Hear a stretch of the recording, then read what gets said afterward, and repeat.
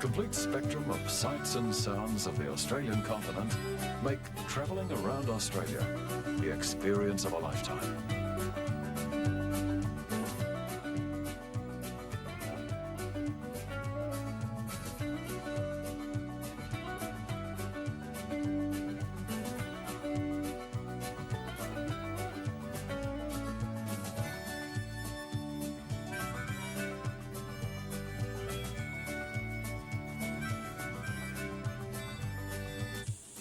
At last, our big adventure begins. We leave Wombat Park, near our home on the Hawkesbury River, and drive west.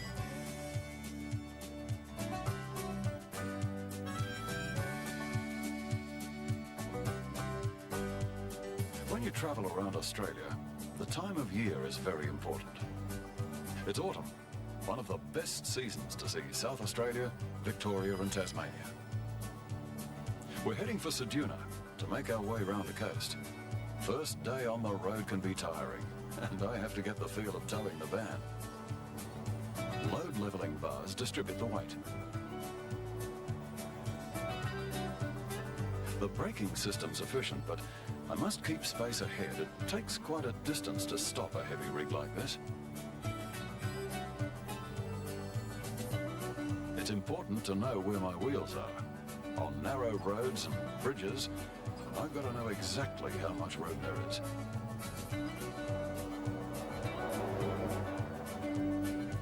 Once that's sorted out, I can relax a little, start to enjoy the trip.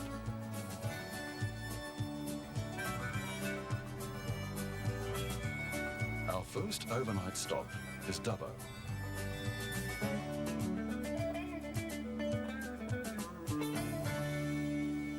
After parking the van, a visit to the Western Plains Zoo. That's a must.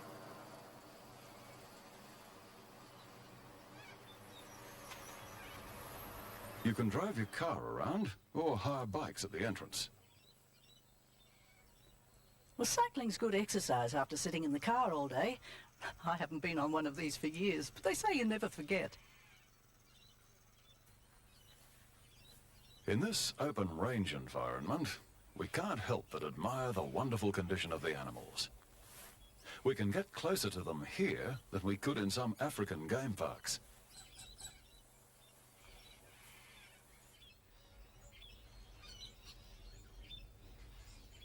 A system of moats is all that separates us from the zoo's inhabitants.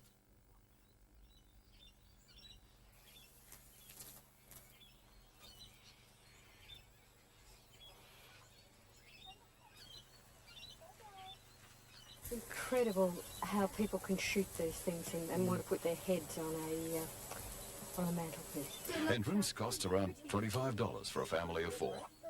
Children have a great time.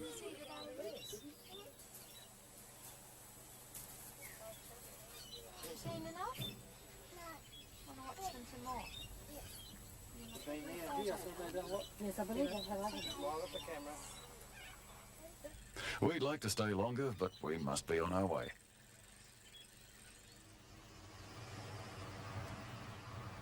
The Bronco runs on petrol, but we've had it converted to run on auto gas as well.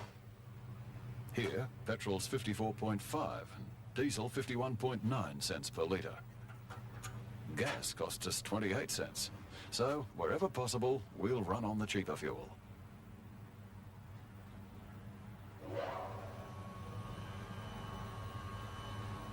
We're on our way to Ceduna. For many travellers, Ceduna is either the beginning or the end of the trip across the Nullarbor Plain.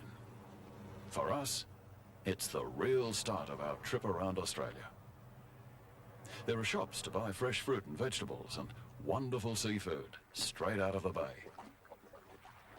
It can get uncomfortably hot. It's 42 degrees today, but the fishing's great, even spectacular when the crabs are on. Locals, Jeff and Gwen Hobson, are getting a good catch from the jetty.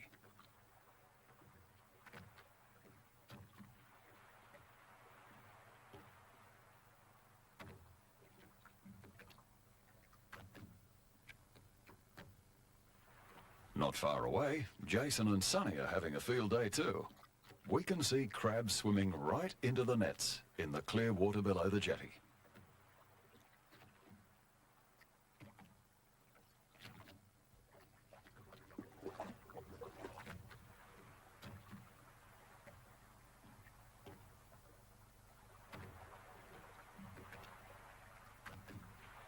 Back at the Foreshore Caravan Park, a memorable meal is topped off with some fine South Australian wine. Except for intruders wanting to share our goodies, the meal, the day and the place are close to perfection.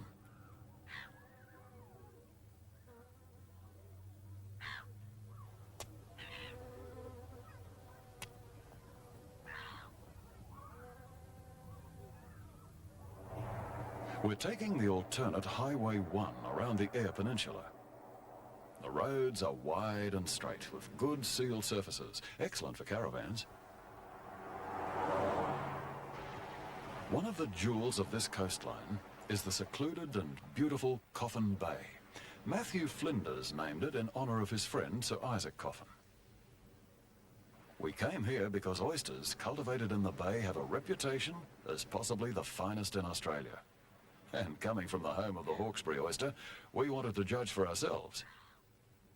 We missed out this time, but it's a good excuse to come back again.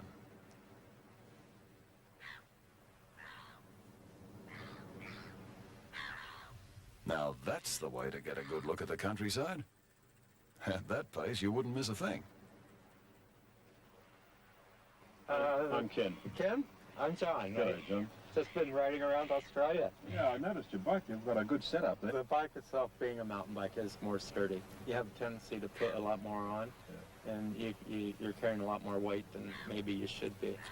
You've got a tent, a little light I tent there. have a tent on it, and I have a sleeping bag, and then the bags for the water, the canvas bags, are 2 10-liter bags. That's for the Nullet Bar when I cross there. Then I have a little computer on the front that it records the mileage and the speed and stopwatch and for your cadence. But I'm not into, I'm not really a bicycle fanatic. No, I just kind of like touring with it. I'm not a competition bicycle. No. John comes from Southern California. He brought his bike with him on the plane and started from Sydney 3 months ago. It's a good way to see Australia, great way to keep fit, and he'll see a lot more of the country than most Australians ever will.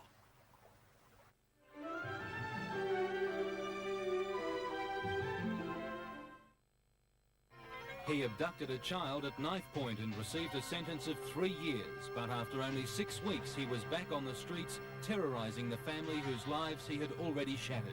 But someone spoke out. If it wasn't for the Hinch program bringing it to attention, nothing still would have been done. We're very grateful for the effort the Hinch program's put in, and Channel 7 for bringing it to the media home, the attention of everybody. And Who looks out for you? Who else but Hinch? Another super special from your local Jet Set Travel Centre. Kon-Tiki Britain.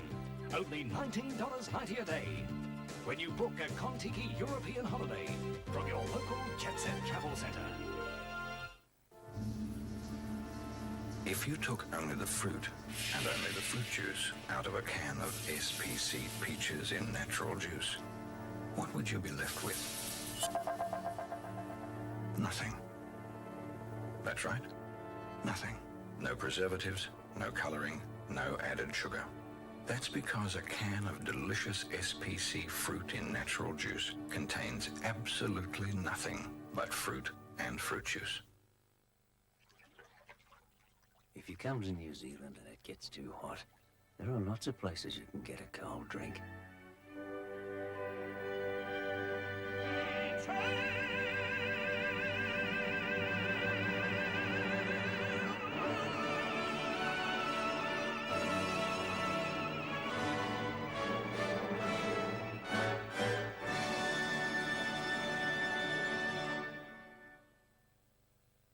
When you get there, see more of beautiful New Zealand with Hertz.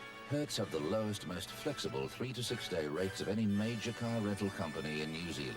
Forget the hassles. Book Hertz before you take off. When Mitsubishi Nimbus first appeared, it was so far ahead of its time, some people refused to believe their eyes. Imagine a car, a van, a wagon, a 7-seater bus, and load carrier, all in a stylish, easy-to-handle aerodynamic body. So advanced, it is won Car of the Year.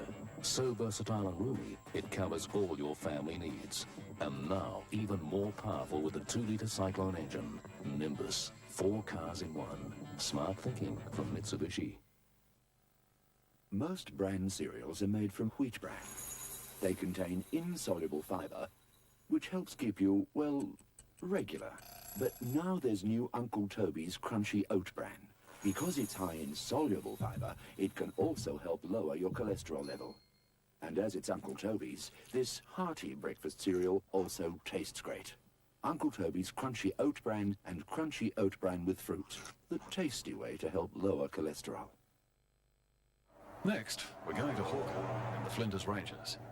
This is the town they call the hub of the Flinders.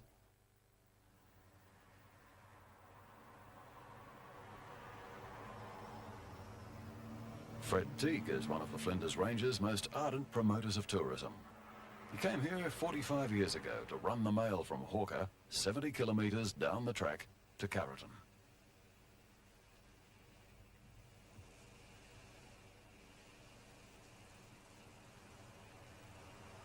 During my term of driving the mail to Carrollton, I had reason to travel many places around the area, and occasionally I saw Hans Hyson sitting alongside the road painting. Matter of fact, I watched him do the famous Hills of Arkavan, and that gave me an idea. I thought, goodness, this is an area for tourism.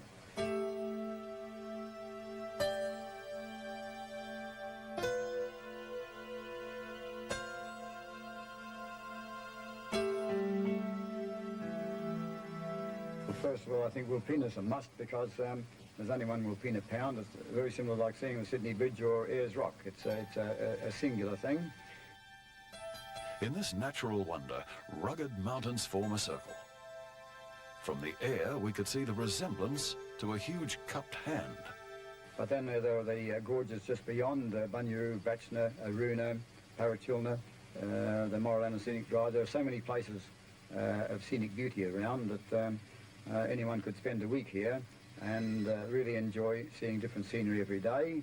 Scenery and wildlife in the gorges is spectacular.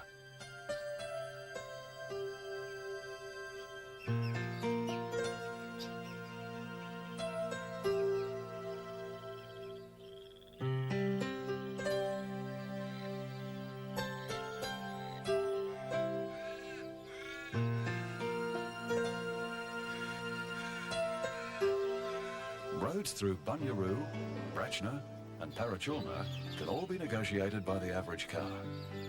Rain is rare, but when it comes it can be heavy, causing flash flooding in the creeks. We check the weather and road conditions before starting out. Artists and photographers from all over the world are attracted here by the unique colour of the Flinders, but there's more than that. This rugged, untamed land has a mystique which will stay with us forever.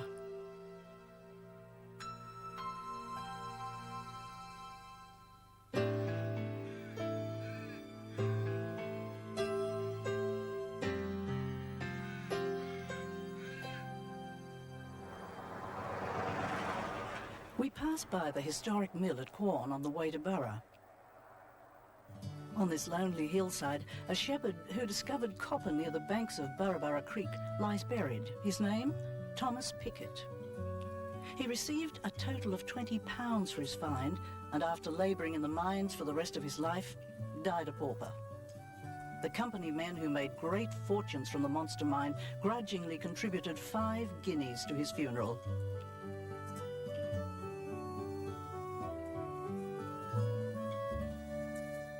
Today, Johnny Green, the miners' mascot, looks out over the group of villages now called Burra.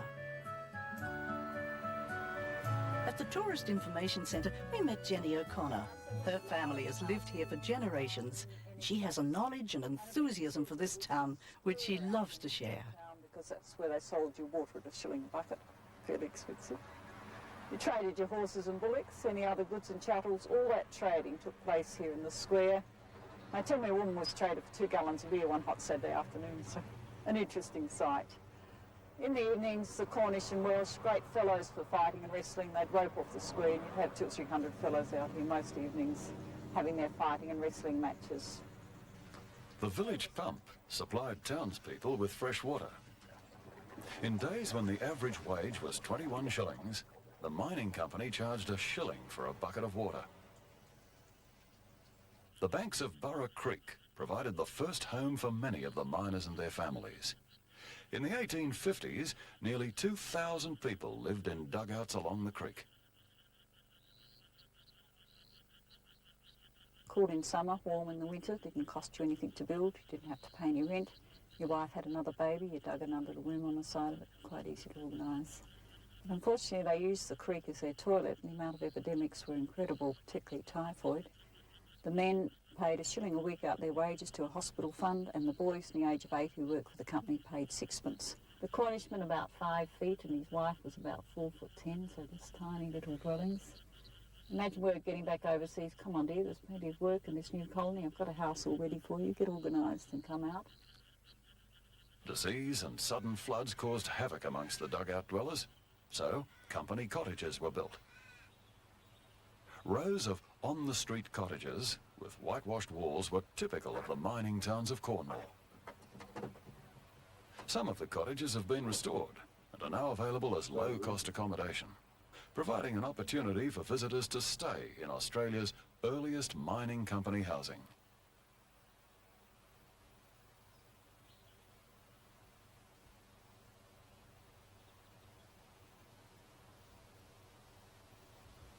On the hill behind the town, buildings at the copper mine are being restored.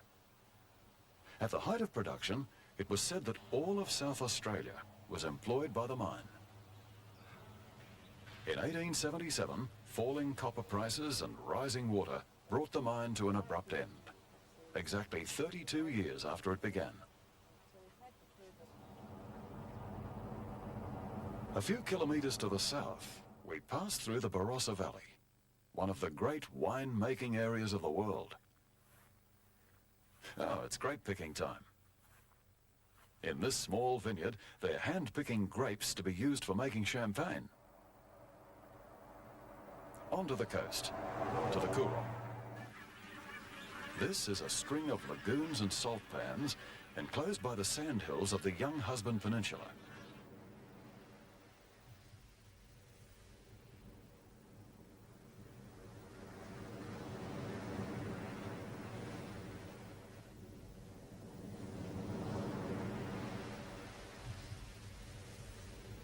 In earlier days, one of Australia's largest Aboriginal populations lived here, in this place they called Karang, where fish, mussels and crayfish are plentiful. Some of the locals aren't too happy about us being here.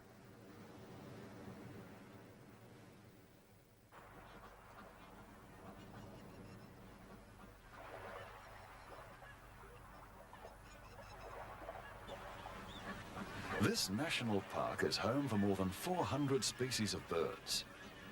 Islands of the Coorong are breeding grounds for seabirds.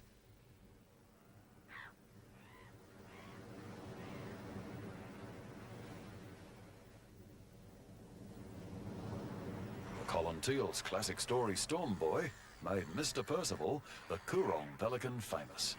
And he, or someone like him, is still here, living in the Coorong.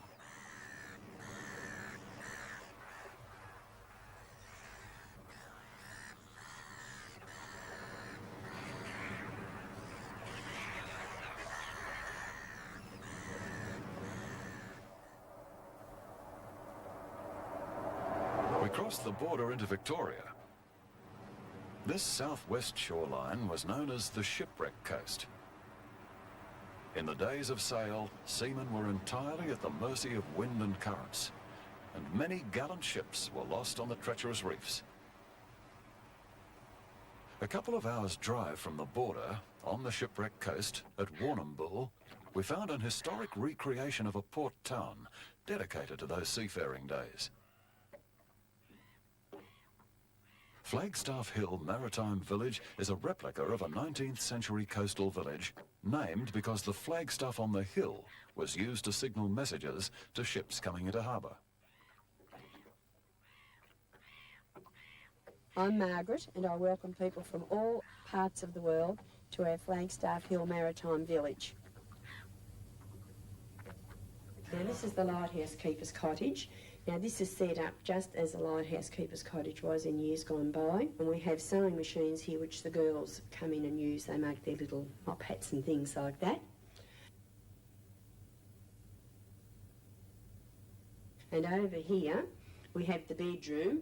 Now an 87-year-old lady looks after this bedroom. She knits and crochets all the bedspreads and different things like that. It's her baby, as we say. It first started with the entrance building, our harbour here. They brought the hulls of one of the boats in. Each year they have tried to build one or two buildings. Now this is the famous Lockhart peacock. People might come back 4 or 5 times and they'll just sit in here and look at that while I go around the rest of the village, and then they go, that's all I want to look at, is that peacock. They're so fascinated by it. The Lockhart peacock is probably Australia's most famous shipwreck treasure. Made by Minton of England, it was packed and sent to Australia for display in the Great Melbourne Exhibition of 1880.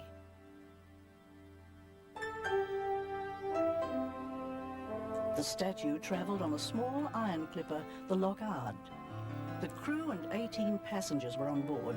They were the last immigrants to come to Australia under sail because the age of steam had arrived. In June 1878, in the treacherous waters of Bass Strait, a violent storm drove the little ship onto the rocks. She broke up rapidly and sank in 12 fathoms of water. All but 2 of the people on board were drowned.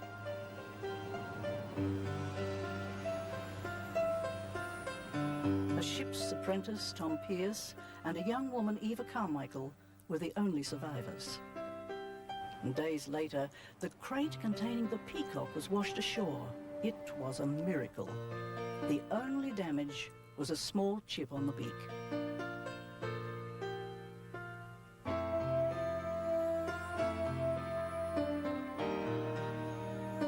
Other relics that remain to this day are graves of the drowned, the poor unfortunates who were washed ashore in the turbulent waters of Lockhart Gorge.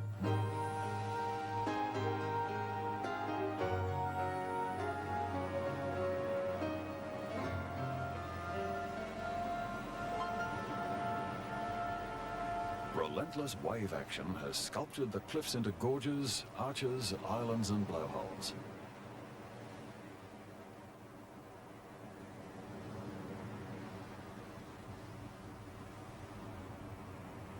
This is Australia's most spectacular coastline, and the great ocean road that follows it, one of the most scenic in the world.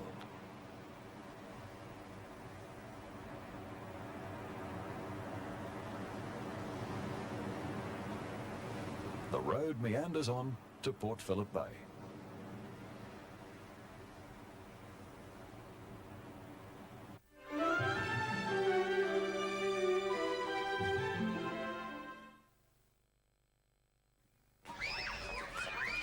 What you got for lunch? New Cotty's fruit snack. Tastes really great, because it's all real pure fruit. Nothing else, just pure fruit. New Cotty's fruit snack isn't messy, and there's no skin. New Cotty's Fruit Snacks. Great for kids with an apple and a half in every cup. Hey, Mum, think I'll have 3 Cotty's fruit snacks for lunch. Got a couple of girlfriends, have you? Kids love New Cotty's Fruit Snacks for lunch. Cussons Research Laboratories in England have achieved a real breakthrough in laundry detergent manufacturing technology. New Radiant. Not a powder, not a liquid, but super strength concentrated granules. You use only half as much as ordinary powders to lift the toughest dirt and stains and get loads more washes per pack. Now that's value for money. Super strength granules. You use half as much as ordinary powders and get loads and loads more washes per pack. Radiant from Cussons. So strong, yet so gentle. I love my baby loves me. My owner really cares for me. She gives me special meals, like all meat my dog. No wonder it's guaranteed to please. When we're together, we're great company. I love my baby. My baby loves me. My dog, it's guaranteed to please. If you want to be a real wally with water, start off by forgetting all about your sprinkler and never consider putting a water-saving timer on your tap. Great start, Wally. A sprinkler forgotten for even an hour, that's at least 1,000 litres wasted. Attaboy, Wally. Watering in the wind, what a waste. A grand total of 1,680 litres.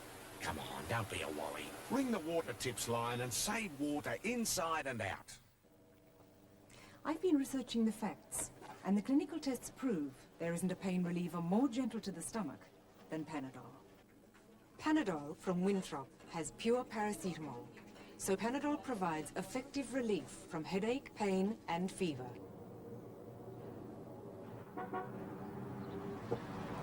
And you know you can trust it. But remember, always use Panadol only as directed, and please see your doctor if pain persists. Piece of oat grain. I'm an oat grain too. We'll invent Sunny Crust golden oat bread and bring good taste to you. Well, if you like bread and butter, if you like toast and jam, you love Sunny Crust golden oat bread, no matter who you am. New Sunny Crust Golden Oat Bread. 25% real oats with the taste you'll love. No matter who you am. The time's arrived to prepare for our trip to Tasmania. We're leaving the van and boat at a caravan park where they'll store it for us. We've worked out that the cost of taking the van would be about the same as accommodation over there.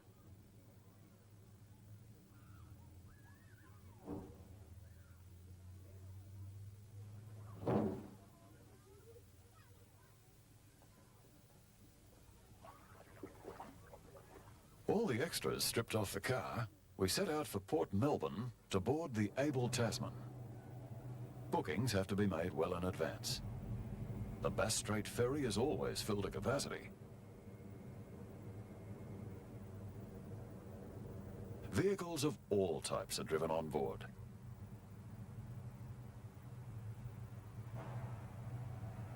The cabin is small but comfortable, with its own ensuite bathroom.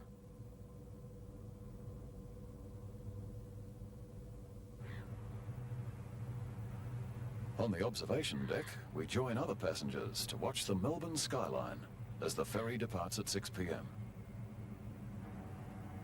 For us, the crossing is perfect. The notorious Bass Strait is as calm as a mill pond.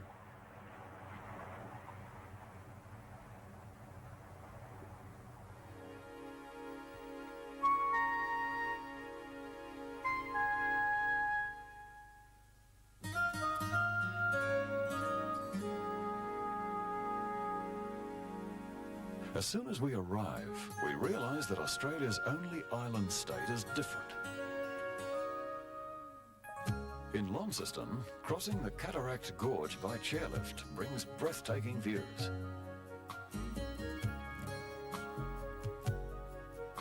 For a different point of view, the paddle wheeler Lady Stelfox carries visitors between the towering cliffs of Cataract Gorge and around the sights of the Tamar River. It is named after the River Tamar in Cornwall, England. Very close by is the ancient town of Launceston. By Australian standards, the Tamar is an extremely large river. Average ships up to 5,000 tonnes have been able to navigate. On the banks of the Tamar, the graceful sails of a windmill recall a bygone era. Penny Royal, named after one of the first settlements in Tasmania's north, is a group of wind and water-powered mills.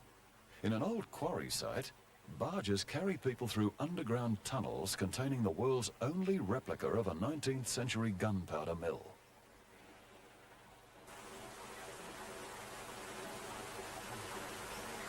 After passing under a waterfall, the tattered remains of pirate ship remind us how destructive gunpowder can be.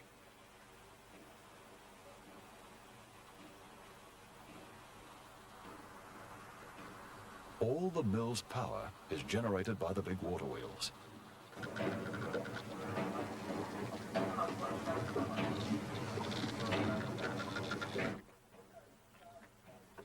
The sloop Sandpiper sails into the tumult of a cannon battle.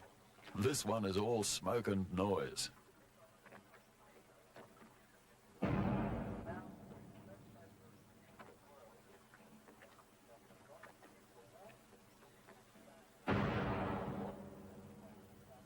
There's no danger. It's just fun and entertainment.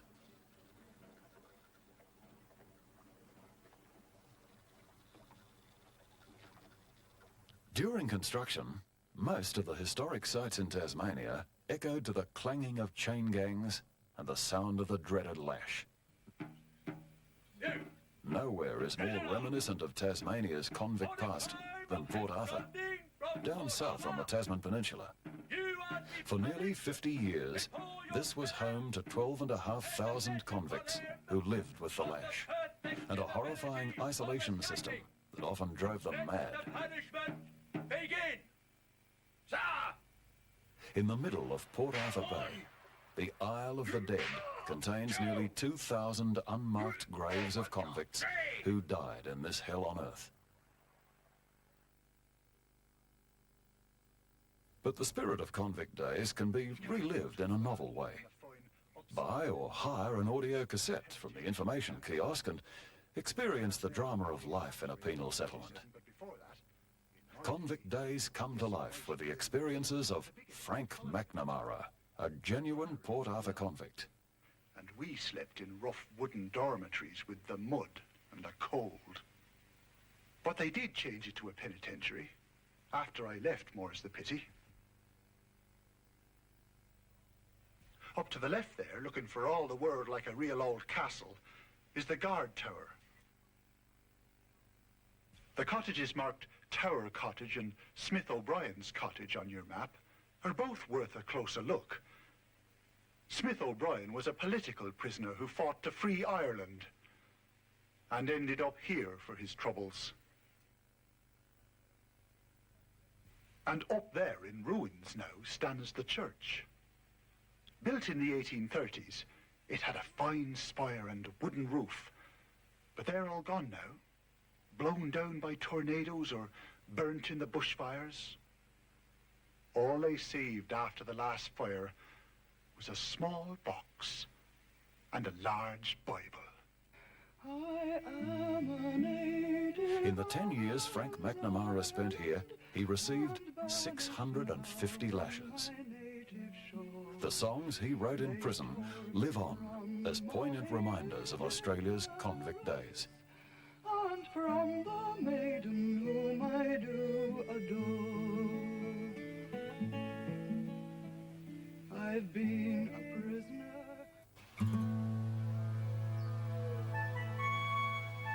We've booked overnight accommodation in a colonial cottage. Our stay at Emma's is one of the highlights of our Tasmanian adventure. The small convict-built sandstone cottage survives from the 1830s.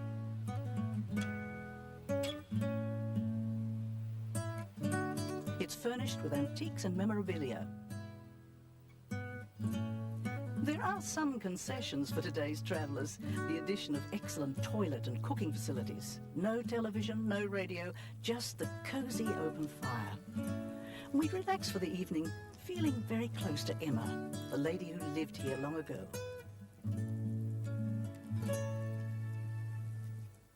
In this island of 3,000 lakes, the rugged highland country is famous for the wonderful scenery and record-breaking trout.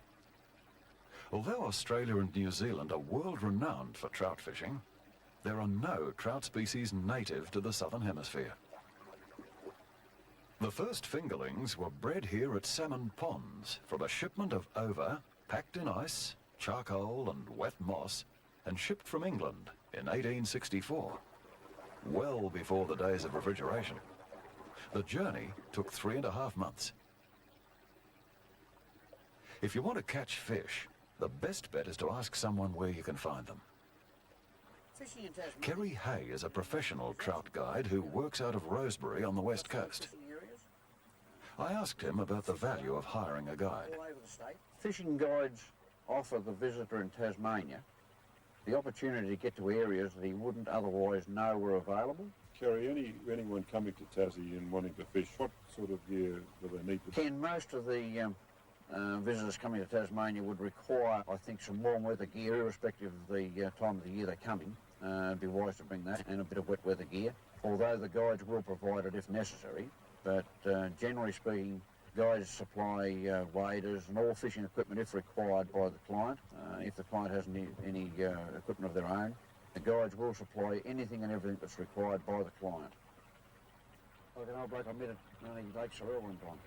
I've never done any trout fishing, so on the shore of beautiful Lake Mackenzie, Kerry gives me a lesson in the art of fly casting.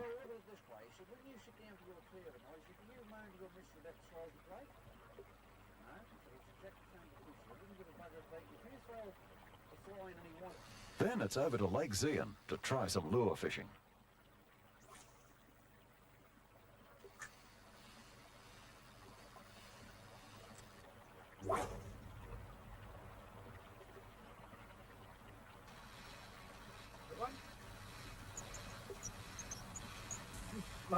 Slow. He's no record breaker, but that proves what Kerry says. Local guides do know the right places. On Tasmania's north coast at Beauty Point is a most unusual tourist attraction.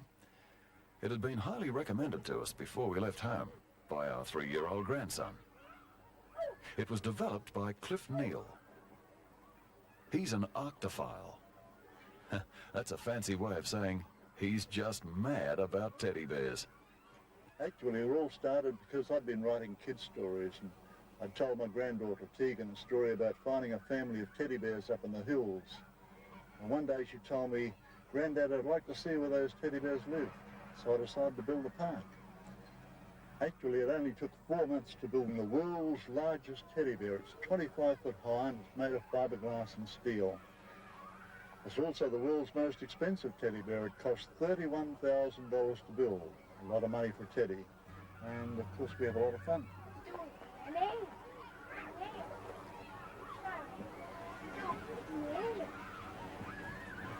To many children, a visit to the Teddy Bear Park at Beauty Point is the highlight of a Tasmanian holiday.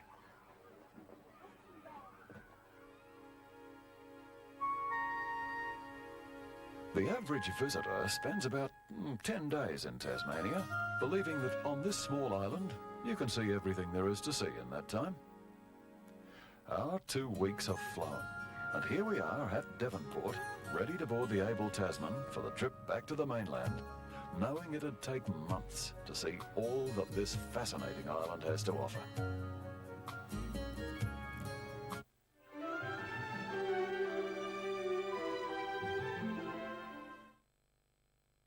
In Home and Away. Do you know what a headline like High Court Judge flees love child's wedding is worth? With one phone call, Alison's ruined 2 people's lives. The newspaper? God, you really are the pits, Alison. The scandalmongers have flocked to Summer Bay. And Celia falls for the oldest trick in the book. But he said there was another reporter from one of those scandal sheets. You just splashed Bobby and Morag's life stories all over page 1 of the Daily Star. How could you have fallen for it? Only the best. Home and Away, Monday at 6. 3KZ's manager. Pete and Liz have really gone too far. Last Monday, they gave away $15,000. Oh, but not this week. Ah, we are going to give away $20,000. Be listening to 3KZ Monday morning at 7:20. If your postcode matches the one in this envelope, you could be $20,000 richer. 20 grand! 3KZ hits and memories every morning with Pete and Liz. 7:20 Monday morning on 3KZ. You could win $20,000. Cussons Research Laboratories in England have achieved a real breakthrough in laundry detergent manufacturing technology. New Radiant. Not a powder, not a liquid, but super strength concentrated granules. You use only half as much as ordinary powders to lift the toughest dirt and stains and get loads more washes per pack. Now that's value for money. Super strength granules. You use half as much as ordinary powders and get loads and loads more washes per pack. Radiant from Cussons. So strong, yet so gentle. If you took only the fruit and only the fruit juice out of a can of SPC peaches in natural juice, what would you be left with? Nothing. That's right. Nothing. No preservatives, no colouring, no added sugar. That's because a can of delicious SPC fruit in natural juice contains absolutely nothing but fruit and fruit juice. Louis the Fly, I'm Louis the Fly, straight from rubbish tip to you. I'm badder and meaner, mighty uncleaner, the nastiest guy that you've ever seen. Oh, the one thing I really hate seeing is Mum with the dreaded can of 14. Bye-bye, Louis. To Louis the Fly, say bye-bye to Louis the Fly. One spray of 14 and he'll never be seen. It's the end for Louis the Fly. 14. When you're only 14, stick to it. What do cat owners think about best ever whiskers? Well, this is chunkier, full of lovely chewy pieces. New Whiskers looks tastier. It looks great. There's more variety in the meats and fish. Introducing Best Ever Whiskers. They'll love it even more, with more variety than ever in the way it looks and tastes. He loves what they've done to his whiskers. Best Ever Whiskers. They'll love it even more. Now it's better than ever. Back in Victoria, still munching some delicious Tasmanian apples, and with the caravan hooked on again, we're off to Ballarat. Ballarat grew out of Victoria's gold rush. During the 1800s, when Queen Victoria ruled the empire, the town of Ballarat saw Australia's first step towards democracy when Peter Lalor led the miners' revolt against unfair taxes and oppression at the Eureka Stockade.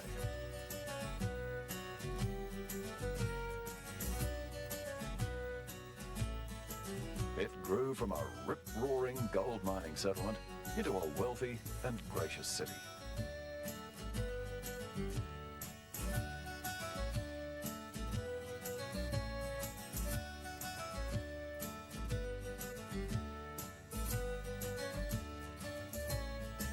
The mullock heaps that were Ballarat's beginning haven't entirely disappeared. A few kilometres from the town's centre is Sovereign Hill. It's a reconstruction of an 1850s gold mining settlement.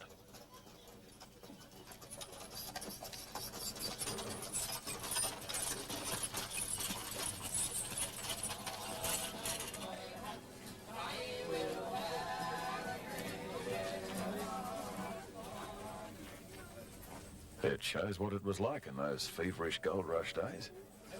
Visitors come to look at our history and are encouraged to become part of it, joining all the activity of a day in a bustling gold rush town.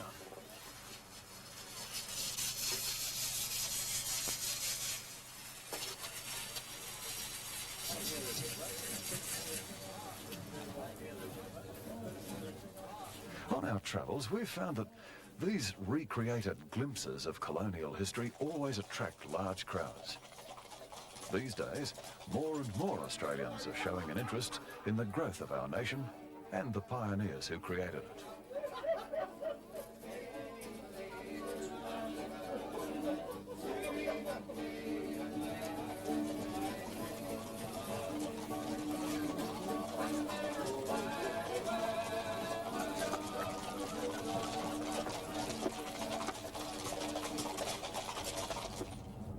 We travel across to Australia's southeastern corner, through East Gippsland to the Croajingolong National Park.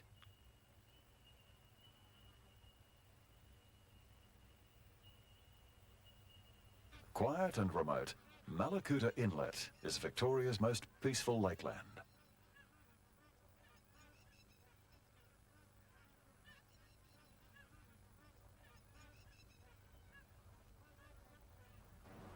The lakes flow out to sea across the notorious Malakuta Bar.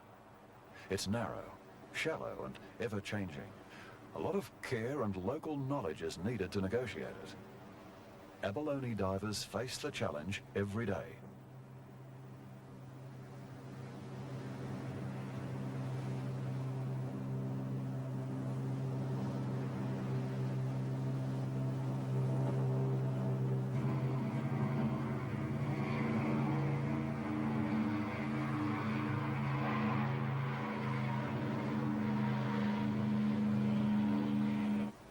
Australia's southern waters are the only place left in the world with commercial quantities of abalone. the shellfish delicacy prized by Asian gourmets. We were lucky to get a trip out on one of the boats to see a diver bringing the valuable catch up from the ocean bed. Divers have to be licensed. They set strict regulation on the size and numbers taken to ensure the beds remain productive.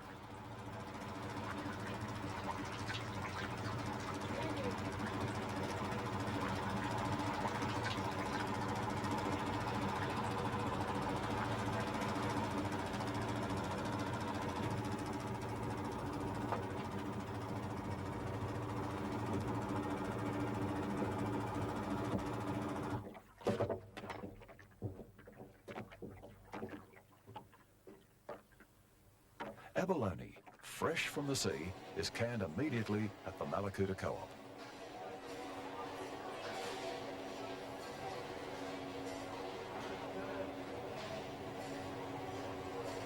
A can of top-grade abalone sells for around $20, and that puts it in the luxury class. We couldn't leave Malakuta without trying it. With a good Chinese recipe, some mushrooms and oyster sauce, I try my hand at gourmet cooking in the caravan.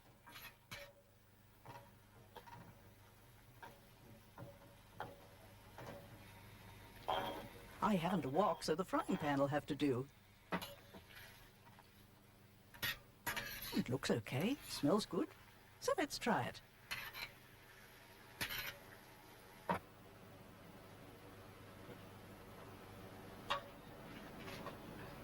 There you are. That looks good. Thank you. What do you think? It's a little chewy, very rich, impossible to describe the flavour. But it's definitely seafood.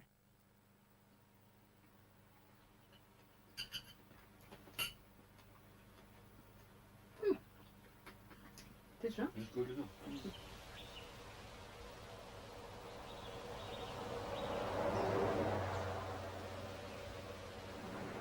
The south coast area of New South Wales is a beautiful part of Australia. The fishing is great. There are distant ranges and fertile valleys. It's easy to understand why the people who live here call it God's very own country.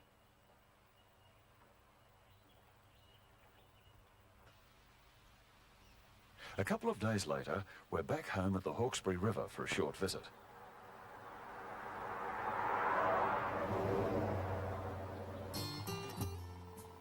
Just an hour's drive north of Sydney, this lovely river is part of the colony's earliest history.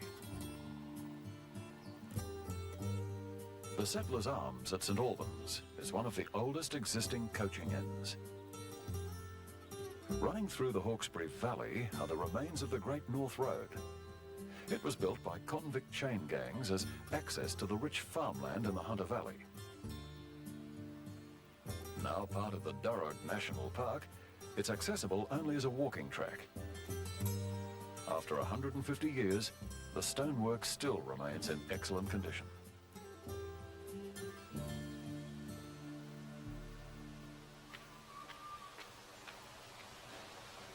During the road's construction, Solomon Wiseman ran a ferry across the river and built the mansion Cobham Hall on his land grant. Cobham Hall is now the Wiseman's Ferry Inn and serves as a watering place for travellers. The hotel's history holds great interest for Dorothy and Tony Walter. Started and quite quickly finished the building, but Solomon was a convict transported from England, although he certainly wasn't a poor one. He very quickly gained his freedom once he was in Australia. There's a consensus of opinion that he was a bit of a rogue. He had his fingers in a lot of pies. I believe you've got a ghost that haunts the hotel. Yes, Jane. She was Solomon Wiseman's first wife, and the rumour abounds that he actually did do away with her. She didn't die of natural causes. She was supposed to have been thrown down the cellar stairs and didn't take kindly to it and still wanders the verandas at night time. We haven't had any real experience. We've not sighted her ourselves. We've had funny things happen. The doors have been unlocked that we know a lot when we went to bed. And the previous people that have lived here have told us that they actually saw her one night wandering around the top veranda, which unnerved them a great deal. The Hawkesbury's often called the most beautiful river on the Australian continent.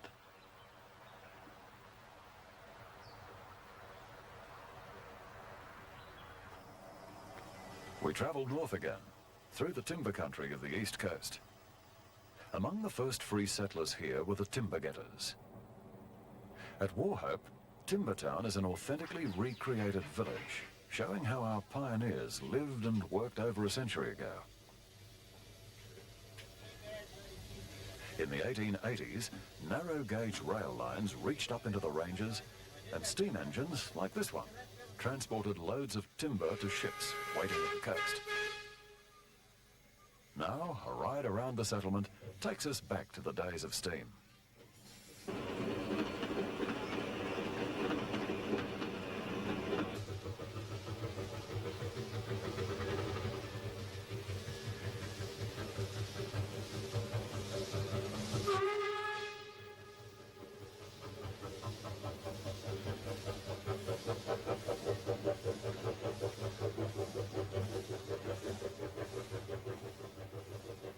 Bullock teams hauling great logs to the mill were vital to the life of any timber town. Bullockies are a fast-dying race, but people are interested in past ways of life.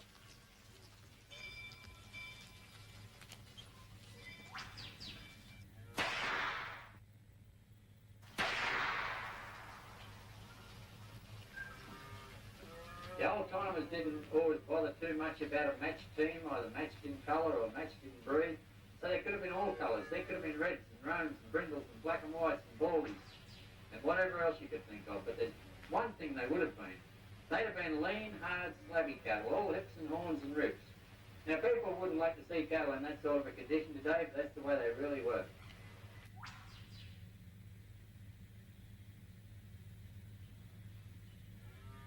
The skill of the timber workers lives on as we watch trees sawn into planks the way they used to do it, using the pit saw. Our first railway lines were all laid on sleepers, cut by hand. Then they used to split those lengths into what were called billets, and they were just big pie-shaped pieces big enough to get a sleeper out of. And they did that with a hammer and wedges, or a maul and wedges. And then they'd pull the billets up on the skids, and they'd try to square 8 sleepers per man per day. And for that, they were paid initially 3 shillings per sleeper. Out of that 3 shillings, they had to pay cartage and royalty, and they used to clear 1.11 per sleeper. This was the lifestyle of the early settlers, and today's youngsters find it fascinating.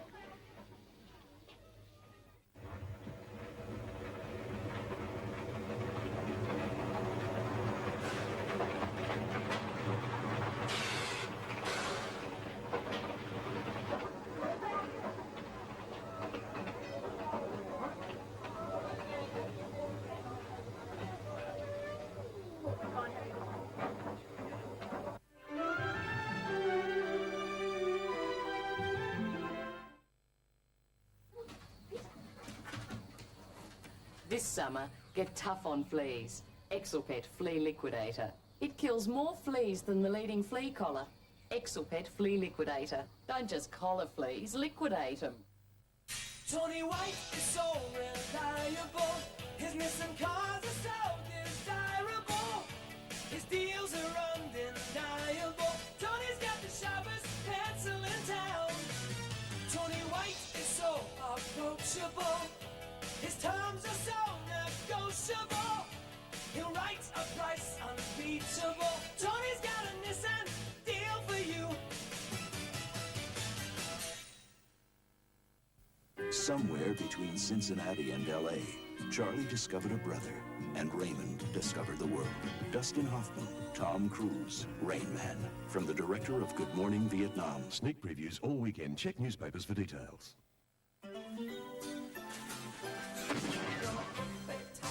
Itching for some fine tasting chicken. It's Red Rooster time. A red rooster time. And it's sure good looking when Red Rooster does the cooking. It's Red Rooster time. A red rooster time. Red Rooster's got the taste to bring a smile on your face. So give me that chicken that's picnicking, drumsticking.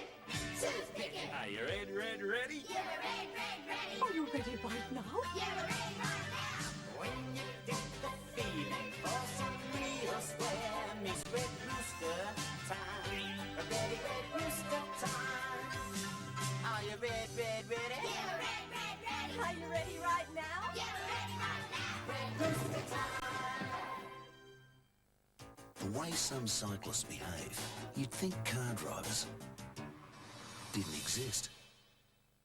And the way some drivers behave, you'd think cyclists didn't exist.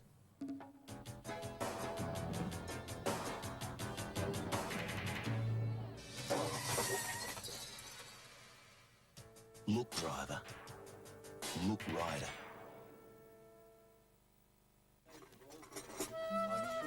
School will approve our recommendation. Oh, good. Excuse me, darling. Anyone for a cup of tea? Oh, no. I don't think so, thank No, you. no. We do have Twinings.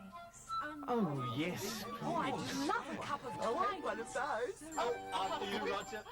Now that they're in packs of 100, Twinings can be everyone's cup of tea. Anyone for a second cup of...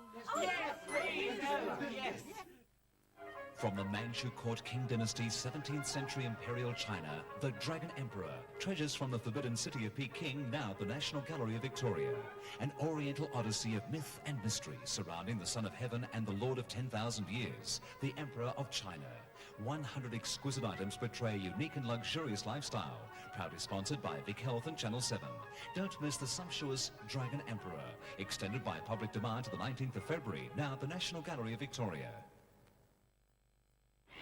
The first part of Australia to see the sun's morning rays is the peak of Mount Warning. At its foot, the Tweed River forms the New South Wales-Queensland border. The fabulous Gold Coast begins here.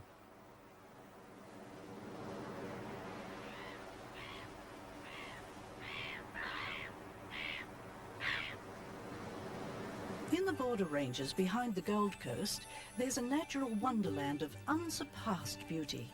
It's one of Australia's most fascinating places.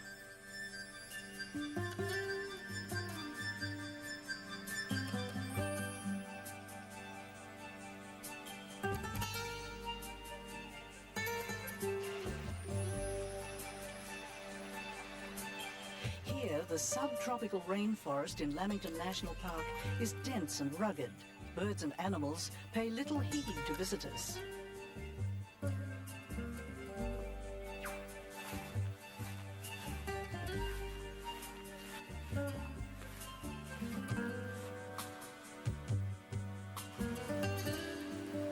At Nummumbar, there's a natural bridge where waters of a creek crash through the roof of a cave, forming a cascade.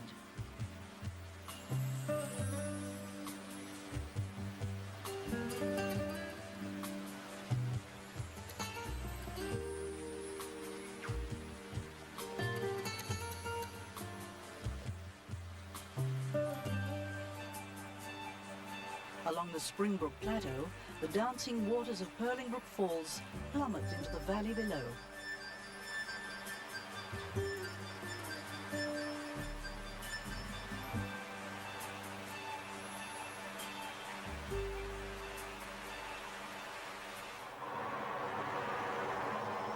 Next stop, beautiful Noosa Heads, where bays, inlets and beaches are ideal for every type of water sport.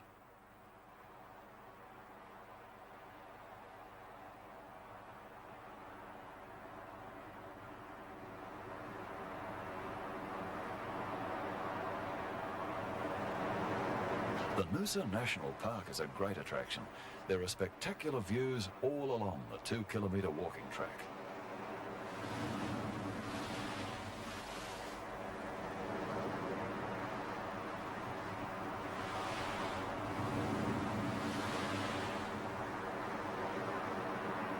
At the end are the black granite cliffs and boiling surf of Hell's Gates.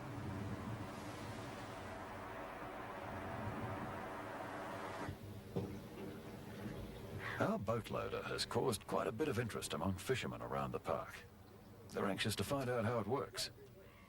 I'll put the boat in the water and try to catch some whiting for lunch.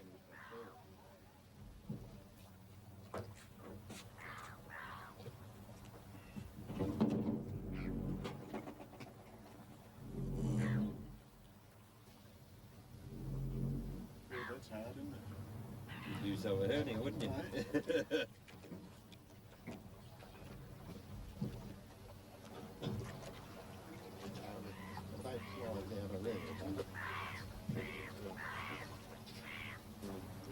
That's a safety precaution.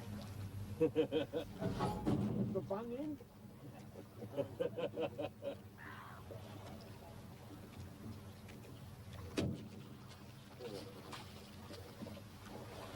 Well, that's how easy. Yeah, that's certainly not hard.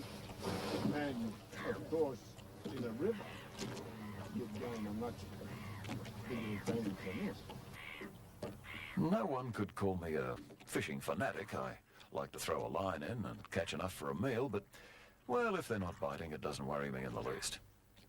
I can't think of a better excuse to sit and do nothing for a while.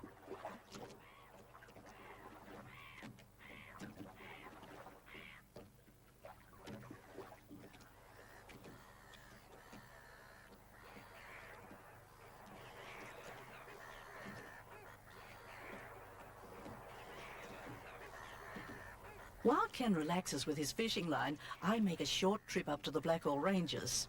Along the ridge behind the coast, a colony of artists has set up some interesting craft shops and galleries.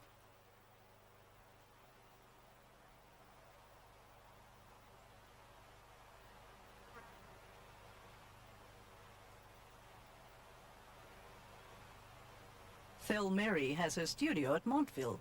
She's a fabric artist of unique talent who uses many techniques with fabric. It's French dyes that I use. I came across it because I was wanting to isolate lovely areas of colour quickly. And I was wanting this painterly quality that I couldn't get in any other way. With these French dyes, I can do that. Just pick up my watercolour brushes and apply the paint. And that's very exciting for me, and it's very quick. And I can get some magnificent colours immediately.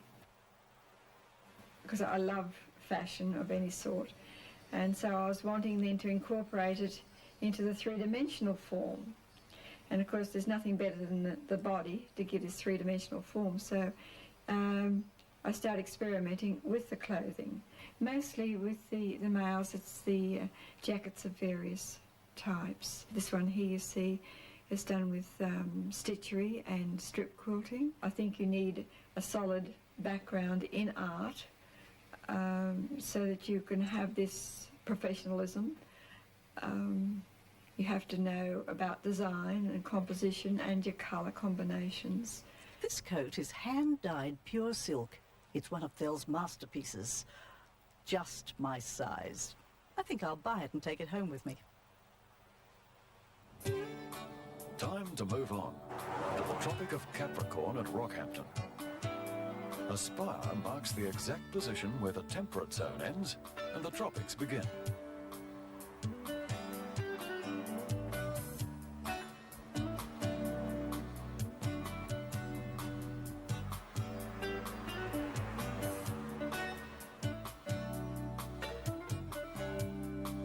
We keep heading north to the wonderful Whitsunday Islands.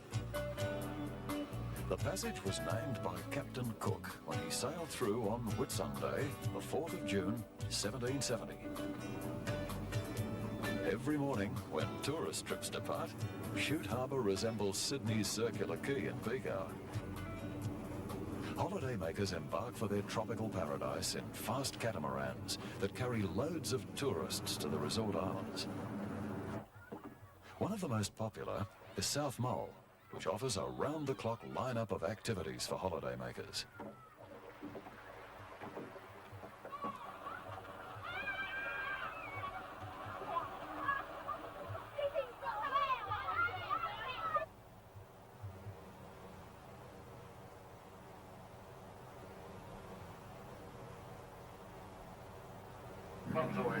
We take a more leisurely trip. The island wanderers, old-timers around the Whitsundays, make day cruises for a very reasonable price.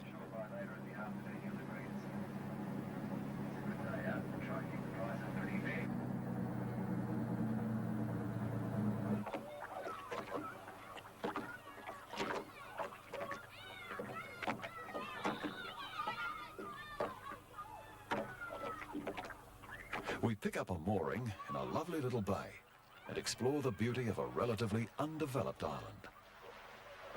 Somehow, this one has escaped the notice of resort developers. I wonder how long it'll remain this way.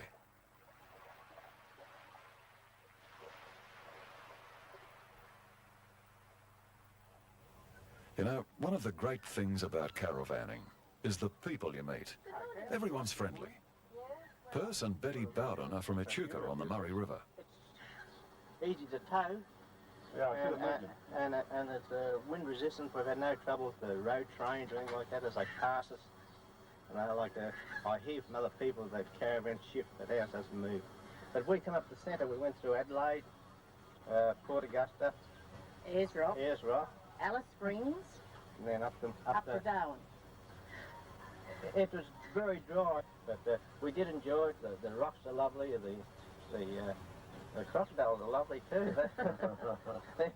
They're very, very big. Some we've seen one about, I suppose, about 7 metres long. He's just sitting on top of the bank, just sunning himself, worried about no one. Everywhere we went, there was fresh vegetables and milk and meat. I was surprised, even the smallest little hamlet, just a little garage. They had a little shop there where you could buy plenty of fresh meat, vegetables, milk, you name it, they had it. And it was really wonderful. And I came away prepared for the Sahara Desert, and I think it's all going home. They were packed down and ready to go in no time. And we were on our way too.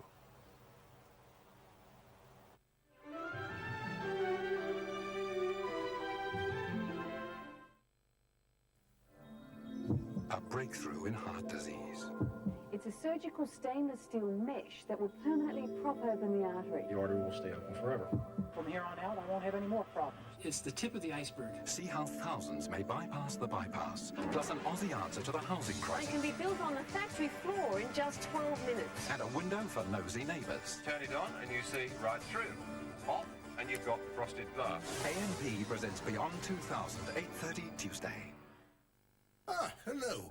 You know, financial ads with huge interest rates sometimes have a catch, but not Estate Mortgage. On average, they've returned higher than 15% interest per annum for the last 5 years. Compare that with your bank. And no joining fee, or after 3 years, exit fees, and all you need is $500 to start. Yes.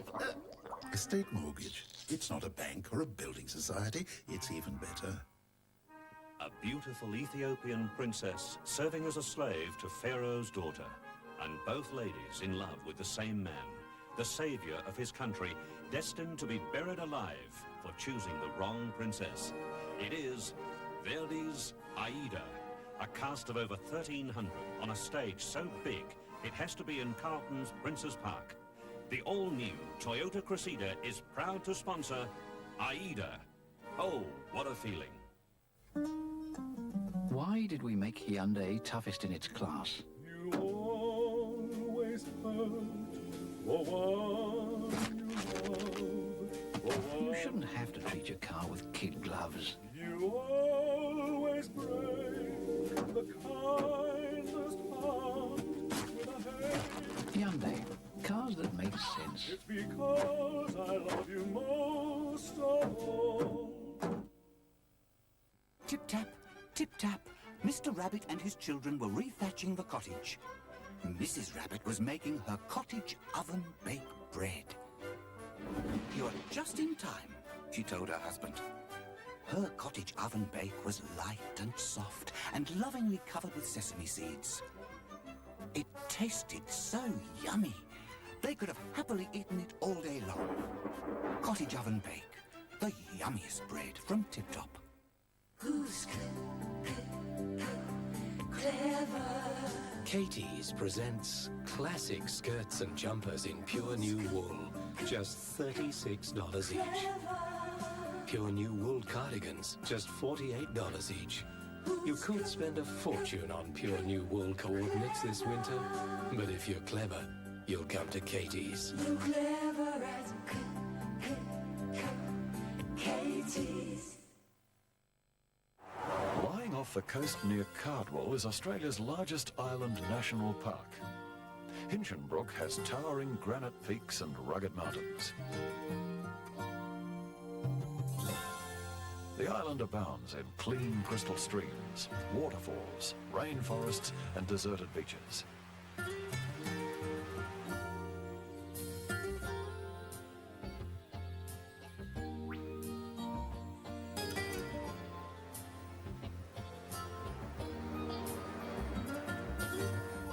Channels wind their way through massive mangrove jungles. Places like this are fast disappearing. Hinchinbrook's vast mangrove forest is now one of the largest remaining in the world, second only to the Amazon jungles of South America.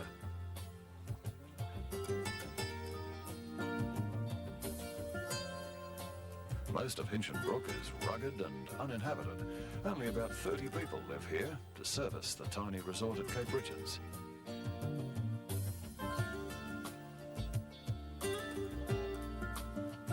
The population is expanded by campers who come from the mainland.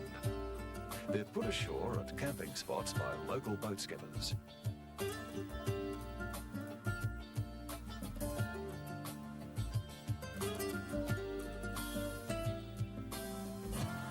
Launch operators can also arrange national park camping permits needed to stay on the island.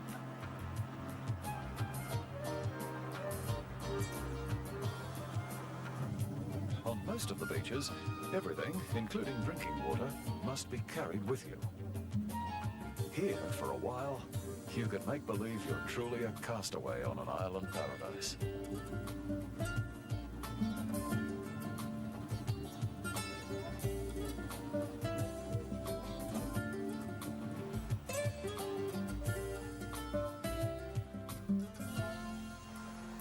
We leave the caravan at the van park and set out to make the trip to the top of the track to Cooktown, as far north as the family car can safely go. For a while, an excellent road of sealed bitumen passes through dry, scrubby cattle country. Then comes the gravel. More than 100 kilometres of bone shaking and dust.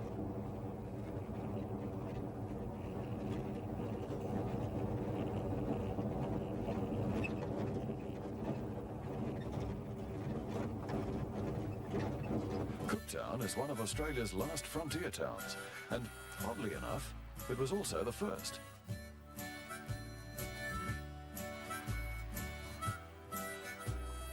When the Endeavour ran aground on the reef in 1770, Captain Cook put her ashore here for repair. During the 48-day stay, tents erected on the bank of the river by Cook's crew were white man's first humble settlement on Australia's east coast. In the gold rush days of the 1870s, Cooktown had a population of 35,000 people, with shops, hotels, bawdy houses and bazaars. Some of the charming old buildings still remain.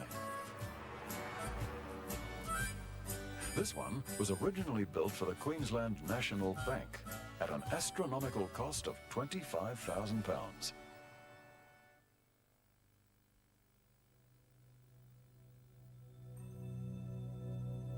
In the cemetery, there are graves of pioneers. In a secluded corner stands a Chinese shrine dedicated to thousands of Chinese who died during the gold rush.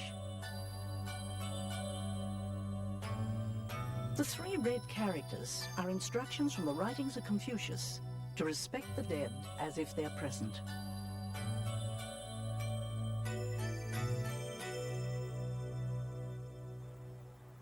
The lighthouse on Grassy Point stands where Captain Cook climbed to sight a clear passage out through the reef. Beyond is Cape York and the islands of Torres Strait.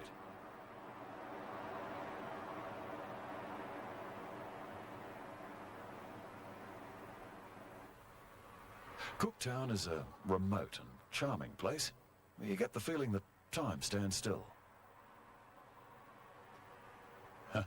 We're still glad we made the trip up here. People who travel around are always on the lookout for a perfect setup. It needs to be comfortable to live in, compact, and have no towing problems. This looks interesting.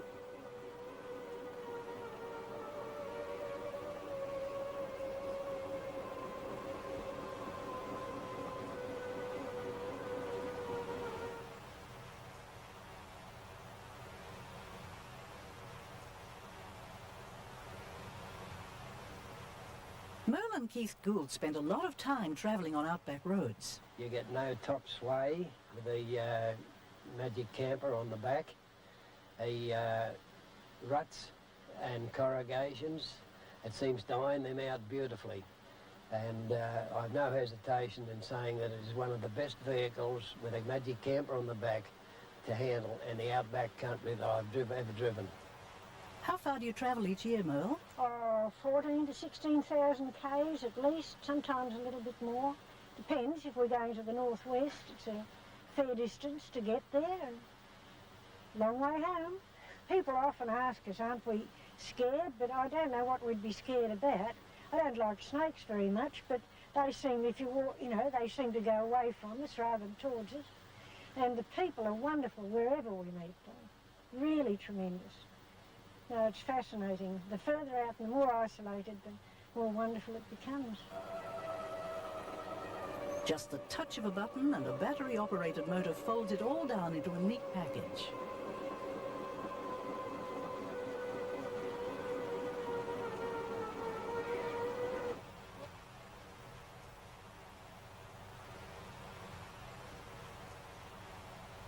With an outfit like this, you can travel anywhere.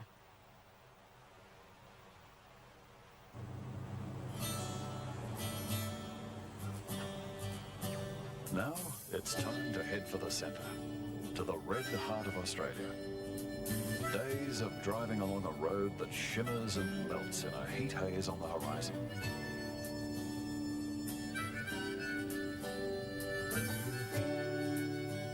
We have our first encounters with the huge road trains of Central Australia. Hundreds of kilometres through country so flat that the horizon forms a complete circle.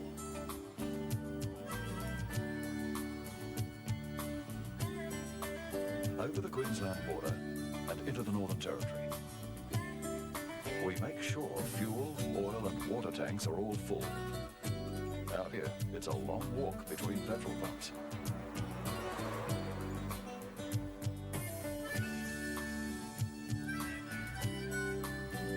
We've travelled more than 2,500 kilometres from the coast, and there it is. Aborigines call it Uluru.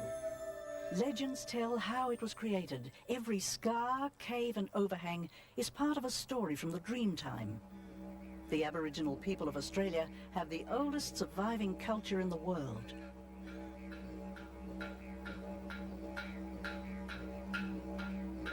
Crowds of people listen as a ranger talks about their traditional lifestyle. Perhaps give a bit more detail of the Chukupa, or the Aboriginal culture generally. It's the case that in Aboriginal society, increasing knowledge comes with increasing age and responsibility. So that young people tend to be given the basic outline of many of these Chukupa stories, and then as a person goes through the different stages of their life, the details are filled in. If you just turn around briefly and look out there onto the plains, you'll see that, in fact, you or I would probably have very little chance of surviving more than 3 or 4 days out there.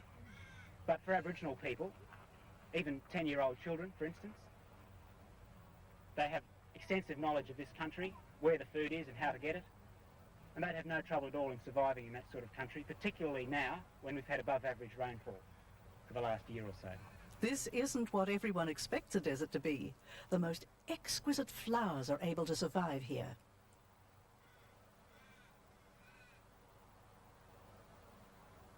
The climb to the top of Ayers Rock is a great Australian challenge.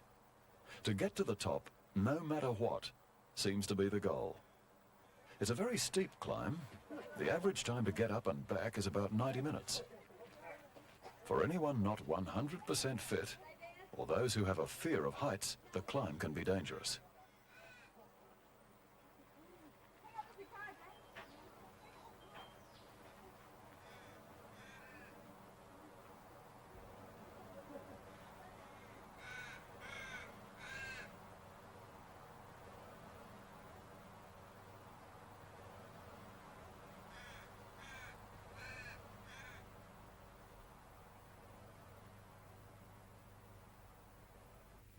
Yulara Tourist Village is 14 kilometres from the rock, outside the national park.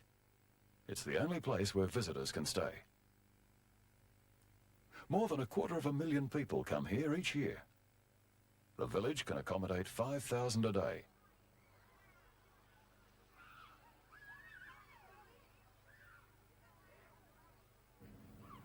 Our caravan is connected to electricity, water, and the air conditioning's working. The amenities include sewered toilets and washing machines.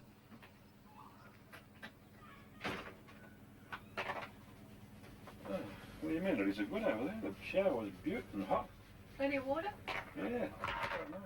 Water comes from an underground aquifer and is desalinated by the largest water treatment plant of its kind in Australia.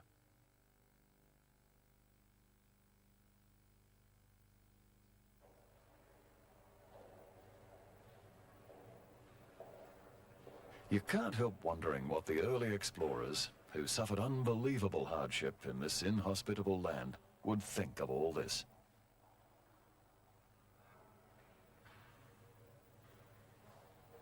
We head back to the north-south road, the Stewart Highway. There are fuel supplies about every 200 kilometres. The Desert Oaks Roadhouse is at Earl Dunder. Mechanics here can do repairs, fix tyres, provide petrol, diesel and auto gas. Prices are high, but in the middle of Australia, there are no alternatives. I don't think I've ever seen a busier service station.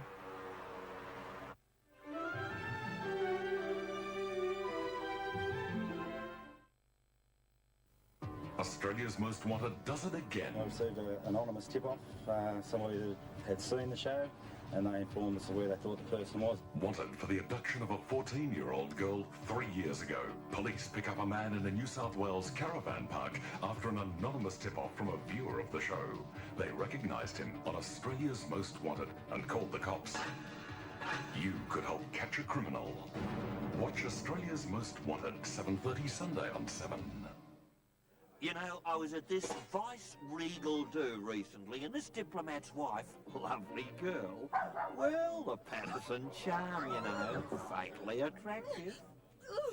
Luckily, the good lady always has dynamo in the house. Just a third of a cup, a little bit on the lippy, and the rest bunged in to do the whole wash. There, thanks to dynamo, my wife Gwenny'll be none the wiser. Leslie, I'm home. To the ladies, bless 'em. We all know that a bigger buying power makes a bigger price discount possible, and Ray's Bicycle Centre does have one of the biggest Malvern Star displays in Australia. But with bikes literally hanging from the rafters, how are people supposed to make up their minds? And if that's not enough, Ray's also have piles and piles of helmets and accessories, and even exercise equipment for hire or sale. Ray's Bicycle Centre, Preston, Footscray, Forest Hill, Balwyn, and now at Moorabbin and Moonee Ponds. 3KZ's manager. Pete and Liz have really gone too far. Last Monday, they gave away $15,000. Oh, but not this week. Ah, we are going to give away $20,000. Be listening to 3KZ Monday morning at 7:20. If your postcode matches the one in this envelope, you could be $20,000 richer. 20 grand! 3KZ hits and memories every morning with Pete and Liz. 7:20 Monday morning on 3KZ. You could win $20,000. Harvey World Travel, the travel professionals, Harvey World Travel. Fly British Airways, book a Trafalgar tour, and you'll save. First-class hotels, dining in Europe, sightseeing, and prices guaranteed. No one knows Europe better. Trafalgar free gateways to Europe. Book at your nearest Harvey World Travel office. 'Cause we're Harvey World Travel, the travel professionals for you. These lovable creatures are under threat of extinction, mainly due to human intervention. The Australian koala is suffering from stress, disease, and the rapid clearance of their natural habitat. However, there is hope. To save this unique species of marsupial, plans are underway for a major koala research centre on Phillip Island, and you can assist this vital project. Donations can be left at any Westpac bank or by phoning 00 55 22 555. Help save the koala, an Australian we would all hate to lose. They built a telegraph station at a waterhole called Alice Springs.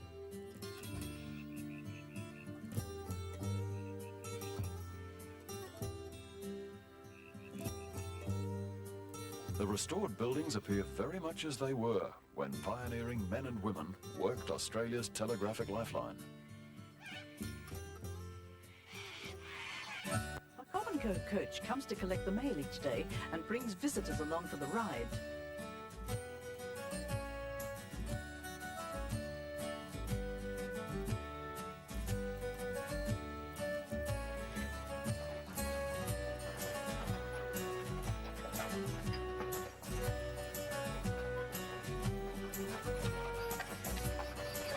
Climbed aboard for part of the trip. I'm glad I wasn't going around Australia in those days.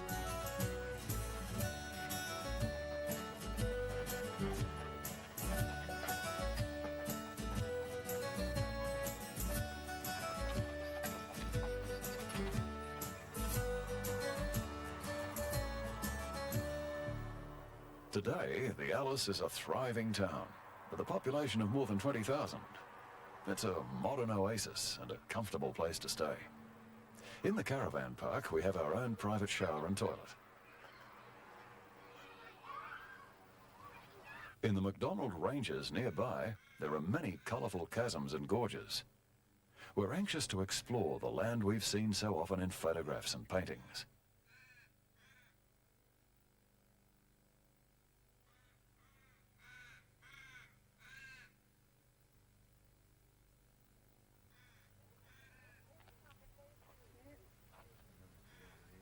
If we thought we'd be alone, we were in for a surprise.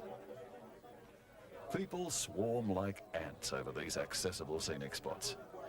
Solitude and isolation have gone from this part of the outback, but, well, the rugged beauty still remains.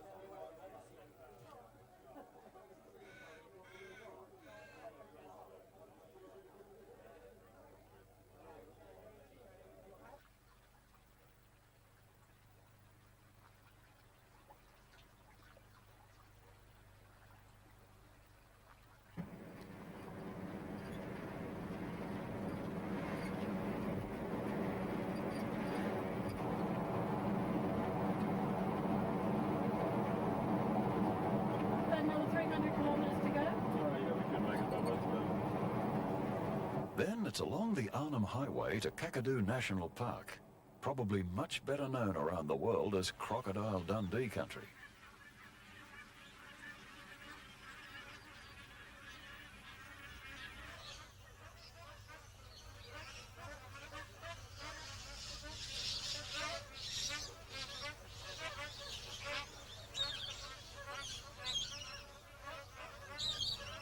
Kakadu Holiday Village is our base to see the sights. It's hot, early October, and the tourist season is almost over, as locals wait for storms to build up before the wet begins.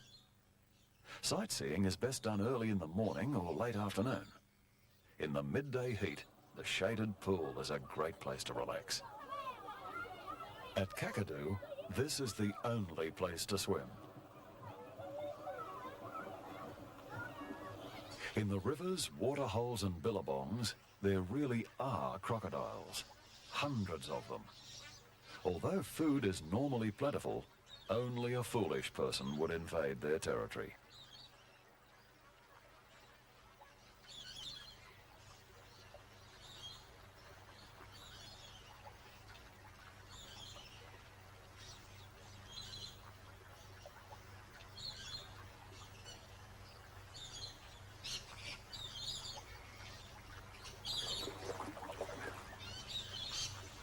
Roads to most sites are good, many are sealed, and all are well signposted.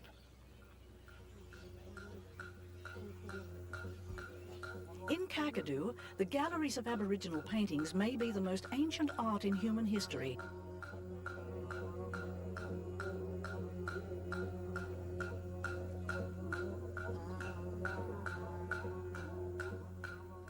A rare experience is early morning along the waters of Jim Jim Billabong, known as Yellow Waters.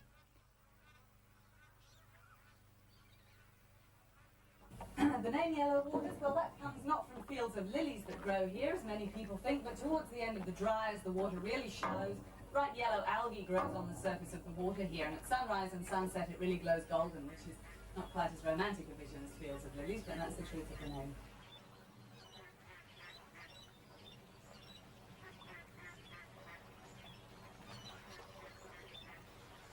As wetlands contract into tranquil lagoons, thousands of birds and animals congregate.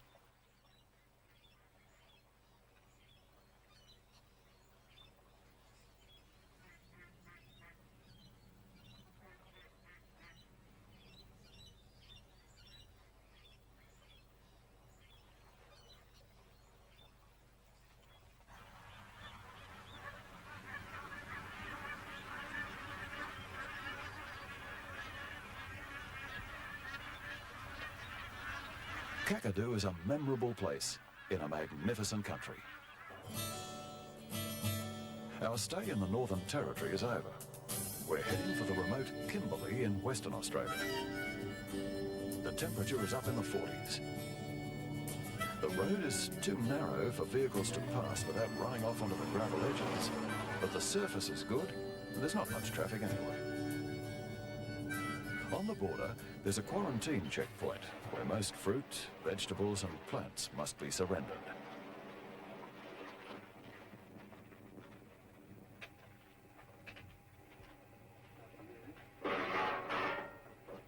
Well, the things you're not allowed to bring through is honey. That's one exception. That's got a American disease in it, which attacks our young bees. And in Western Australia, we haven't had that. We take all citrus fruits, which comprise of oranges, lemons, tomatoes, etc., because they get fruit fly through them. Apples, oranges mainly because black spot, the Queensland black spot comes through with those. The Kimberley is a big land of colourful contrasts.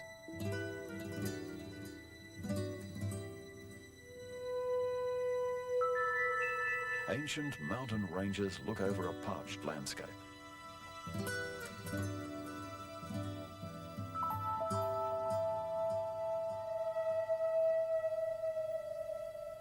In the ranges is the largest man-made lake in the world. Lake Argyle holds an expanse of water 9 times the volume of Sydney Harbour.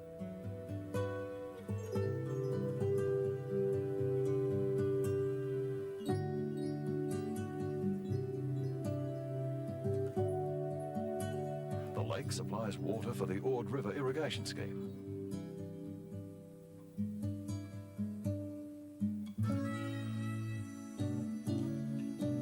Traditionally, this has been cattle country, the land where one property covers millions of acres. Argyle Station was established by the pioneering Durack family. Michael Durack started the great beef industry of the Kimberley and amassed a property of 2,860,000 hectares. In old language, that's 7 million acres. Argyle Downs Homestead, an impressive building, was the Durack family home. It stands as a museum dedicated to the rich pioneering history of the Kimberley.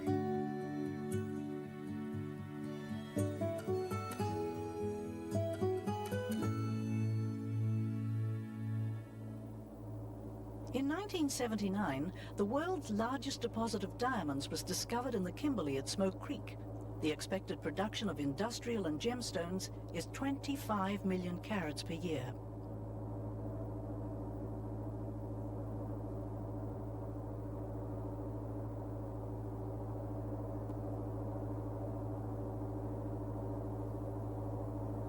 With colours born of the Kimberley earth, rose pink and cognac-coloured gems have created a sensation in jewellery circles.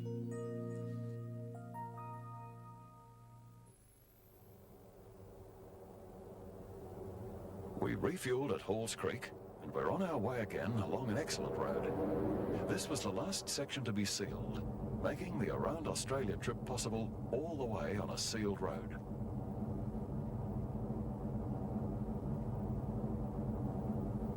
The Bronco has travelled very well so far, but after hundreds of kilometres in scorching heat, something is wrong. Here we are in one of the most remote parts of the continent, and we have car problems.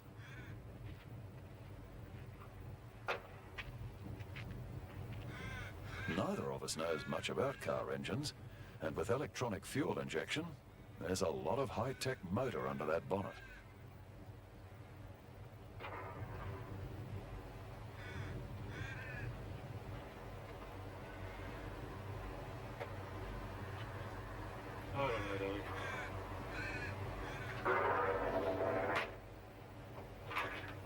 We managed to get us started again and limp into the tiny village of Fitzroy Crossing, not knowing what to expect.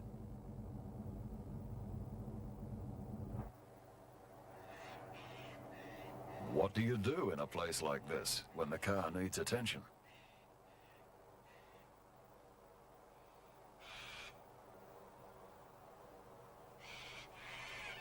To our surprise, the mechanic here spotted the problem instantly and was able to fix it. How lucky can you be? We're on our way again. Rose and Bob Powdrill are Western Australians.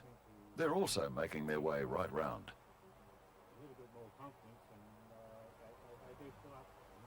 We sometimes don't go straight in caravan parks because we're not really keen on caravan parks. We rather spend a night somewhere in the bush, sit around the fire and do the cooking on the fire because Bob does the cooking then. And it's really, really great. And wake up to the birds in the morning. And sometimes, funny enough, people join you. And Once you they see you, sit yeah, around the fire and you talk, and this is how you get to know a lot of people too. Well, we've seen half of Australia, I think. We've got a lot to see. And we've still got a lot to see. Even in that half, we've only seen maybe a quarter of that. So maybe 2 or 3 years, maybe longer. Till we get fed up. Till we get fed up, I think. Yeah.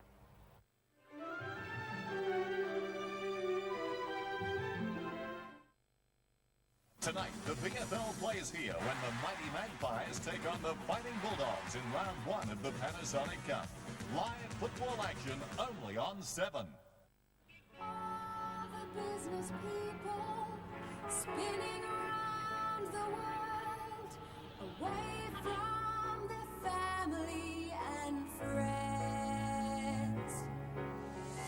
As the world gets faster and business gets harder, it's good to know where your journey ends.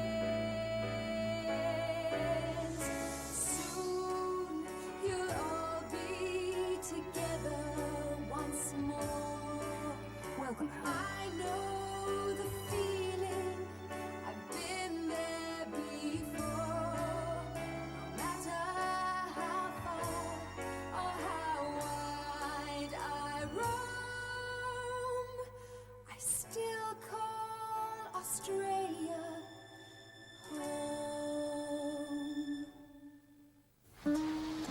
Why did we make Hyundai toughest in its class? You always Oh, yeah? You shouldn't have to treat your car with kid gloves. You always break the kindest heart with a haste. Hyundai, cars that make sense. Because I love you most of all. The Lifestyle Suite by Innovator. Rearrangeable because of the detachable armrests. Just slot them in and make the suite do what you want it to. Armchairs, settees, a corner suite, even a bed.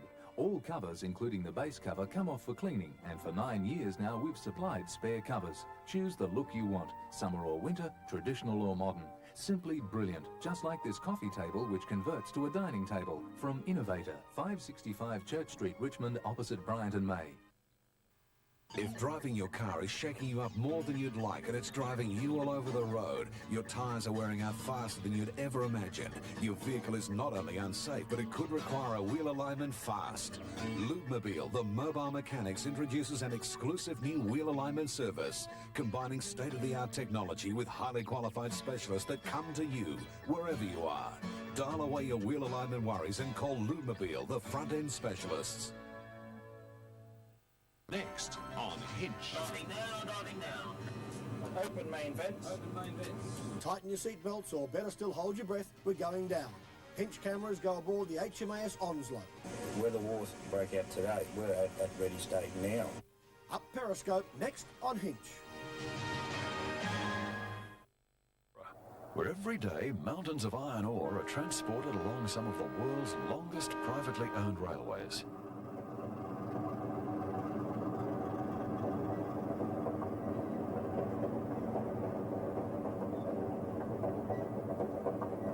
The Pilbara has more than mining. It has one of the most astonishing pieces of history we've encountered anywhere in Australia. In the middle of nowhere, on this incredibly beautiful coastline, there's a ghost town called Cossack. Its origins go back to the first settlement in the northwest. In those days, it was known as Tientsin Harbour, the first major port along this coast. A thriving town grew around the pearling industry and nearby goldfields.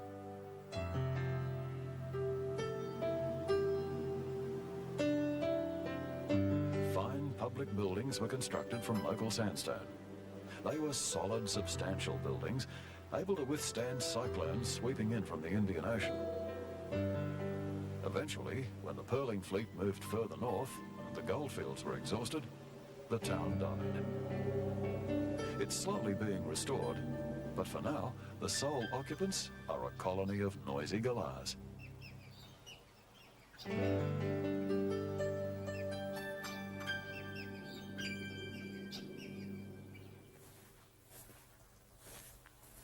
Western Australia is the wildflower state. During the spring months, the countryside is ablaze with wildflowers. We missed the height of the season, but still found a wonderful display.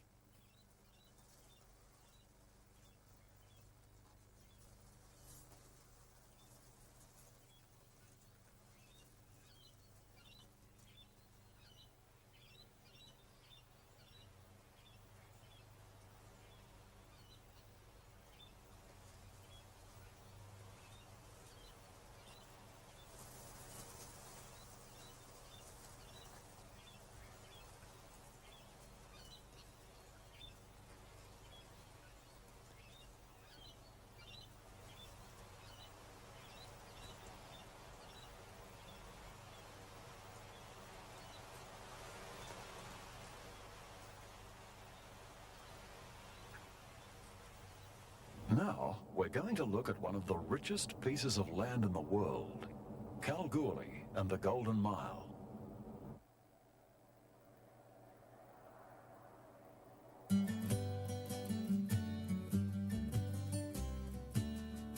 In Kalgoorlie, it only takes an hour or two to learn that Irishman Paddy Hannon discovered gold here. Men seeking their fortune came from everywhere. They came by coach, on horseback, in carts, on camels, and they walked. Out of a shanty town of rough huts and tents grew the city of Kalgoorlie. The main street, named after Hannon, was made wide enough to turn a camel train around. And there were pubs, hundreds of them. Paddy's statue clutches his water bag. Before the pipeline was laid from Perth, water was as precious as gold.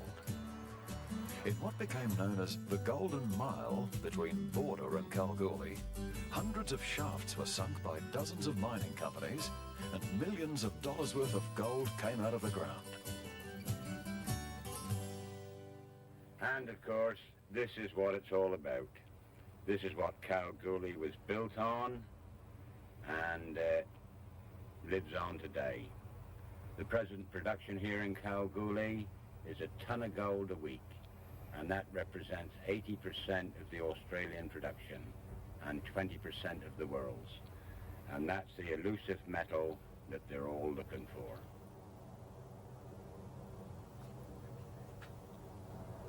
Falling gold prices closed the Heinold mine in 1968.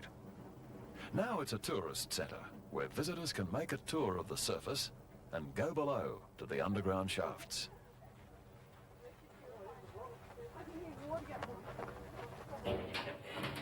Visitors spend a fascinating time with Cornishman John Yellard. He knows about mining, been a miner all his life. This is called a plat. It's also used as a crib room, lunchroom if anyone's not familiar with crib. Now, for those of you who haven't been underground before, in order that you can graduate from sunshine miners, that's what we call people that work on the surface in the sun, to real diggers And also so you can appreciate the conditions that miners work under even today, I'm just going to momentarily turn out the lights to baptize you. That's pretty black, isn't it? It gets blacker still on night shift. Now, the biggest problem faced by the early miners was breathing. And the deeper the shaft, or the farther away from it they were, the less air. Nowadays, of course, with modern machinery and equipment, it's no problem whatsoever. I'm going to show you how this fan works. Just watch that bag fill up with air.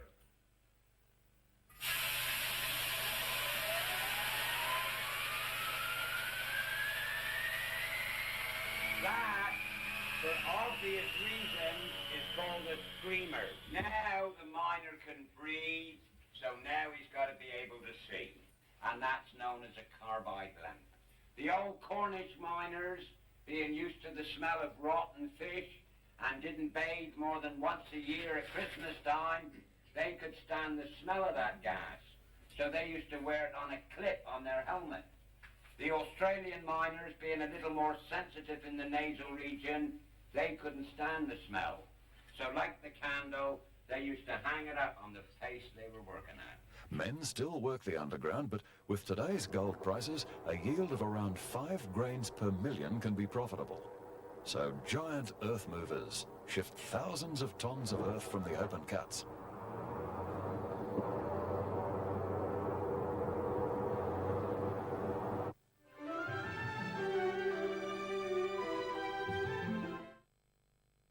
At last, the true story of the world's greatest performer can be told. You're not just good, you're different. The glamour. Why is the swimming pool shaped like a piano? The music. As long as the people want me, if I'm still breathing, I'll be there for them. A personal. Joanne and I are engaged. We're going to be married. And revealing story. Get out now! Get the hell out before I have you thrown out! Where the rumors end, the truth begins. The story of Liberace premieres 8:30 Monday on 7.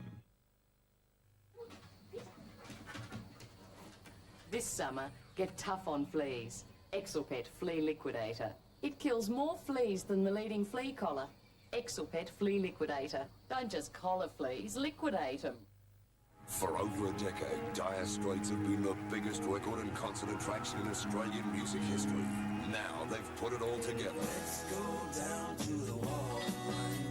All their greatest hits on one sensational album. We are the Sultans. We are the Sultans of Swing. Yeah, makes you wanna dance. It's been a long road.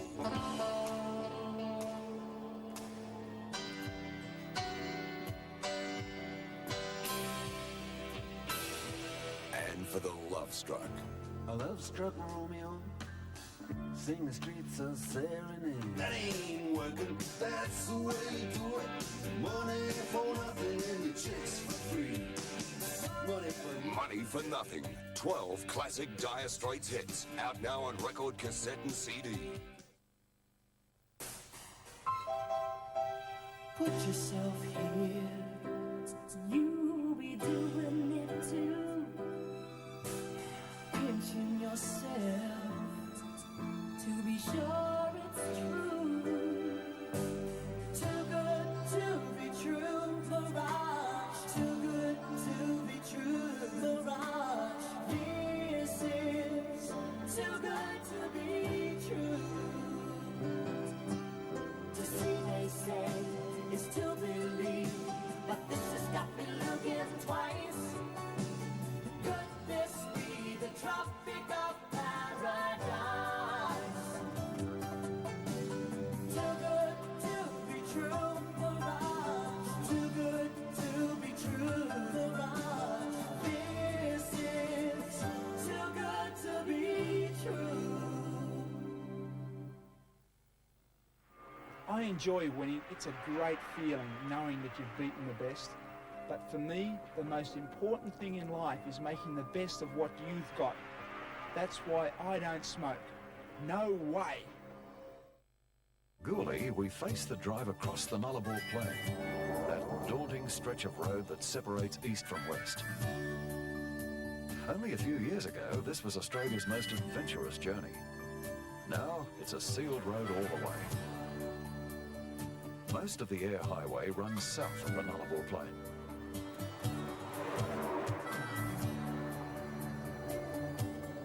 At regular intervals, accommodation, meals and fuel, including autogas, are in good supply.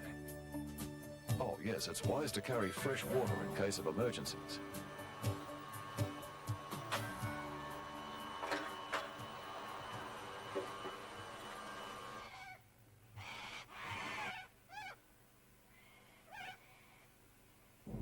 We passed some unusual traffic signs. The road surface is excellent.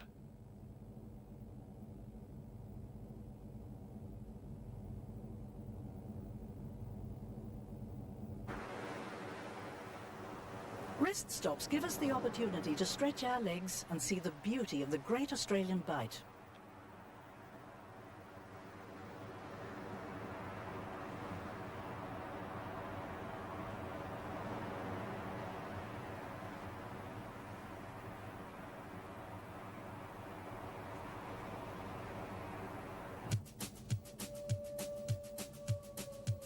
This part of the highway does cross the Nullarbor. There's nothing for miles.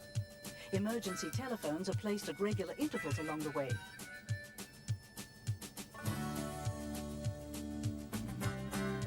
The appearance of scrubby trees and farming land means that we're approaching Ceduna. We've made the journey all the way around Australia. And what a fabulous experience it's been. In some places, fuel is very expensive, but the cheaper auto gas has been great. Our total fuel cost for the trip is $5,200. For the two of us, caravan park accommodation ranged between $8 and $16 per night.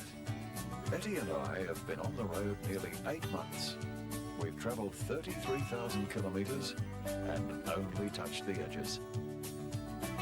We've enjoyed every day, seeing the ever-changing patterns of this amazing land.